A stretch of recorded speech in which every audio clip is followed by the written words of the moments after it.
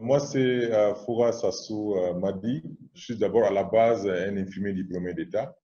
J'ai participé à plusieurs projets au Tchad et ces derniers temps, c'est plus le poste de chef de mission que j'occupe depuis 3 4 ans. On parlait toujours de possibilités de suivre des cadres juniors MSF en faisant le mentoring. Moi, j'étais intéressé, même si beaucoup pensaient que j'étais déjà expérimenté, alors que j'occupais déjà des grands postes. Mais je me suis dit que non, c'est quand même important de prendre quelqu'un comme son miroir. Au final, on m'a compris et je tombe sur un mentor qui est aussi une connaissance et quelqu'un en qui j'avais beaucoup de respect, qui était pour moi déjà un chef de mission en 2007 au Tchad, que je connaissais bien. C'est vrai que dans MSF, quelquefois, bon, on fait du bon travail. Tant qu'on n'a pas de reproches, tant qu'on n'a pas vraiment un retour négatif sur le travail que tu fais, tu présumes que c'est bien fait. Mais le fait de présumer aussi ne te rassure pas. C'est plutôt avoir un mentor qui te donne un peu une évaluation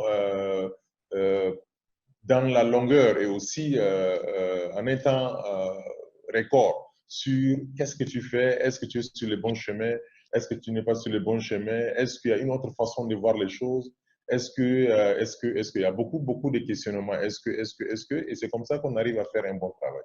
Et à chaque fois que je posais des questions sur un aspect des choses particuliers, et il faisait allusion à son expérience quand il était chef de mission, par exemple au Népal, ou bien par exemple voilà, donc ça me faisait revivre ce que moi, je n'ai pas vécu. Et du coup, ça me donnait plus d'outils pour prendre de bonnes approches. Je donne d'abord de l'espace, il te dit ce qu'il faut, ce qu'il pense. Est-ce que tu as une stratégie? Et quelquefois, elle dit fais attention à ça. Quelquefois, tu peux trouver telle situation. Aussi, nous travaillons dans un contexte d'insécurité. Mhm. Donc, comment engager les discussions, comment analyser, comment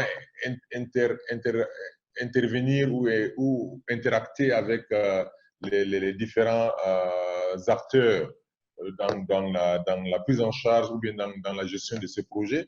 Ça, c'est aussi des aspects des choses qu'on a beaucoup discuté.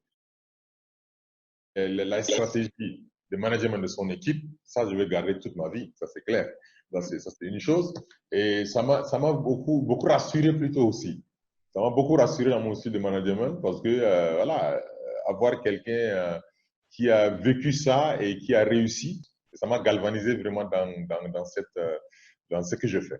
Le travail qu'on a fait avec mon mentor, c'était comment travailler de manière inclusive, comment essayer d'avoir l'avis de tout un chacun. En tant que chef de mission, laisser les autres prendre leur département en main, ne venir en support qu'il y a un besoin. Toute personne doit avoir un mentor, normalement. Parce que ce n'est pas comme si tu te prenais pour un écolier qui apprend, non. C'est juste pour partager. Et donc, pour partager et pour avoir plus des idées afin de faire un choix et mettre une stratégie qui soit équitable ou bien qui soit acceptable par tous. Et donc, avoir quelqu'un quand même en face de toi, quelqu'un avec qui tu peux partager le bon et le mauvais sans crainte des préjugés, sans crainte de tout ça, moi je pense que ça, tout le monde doit d'abord l'avoir.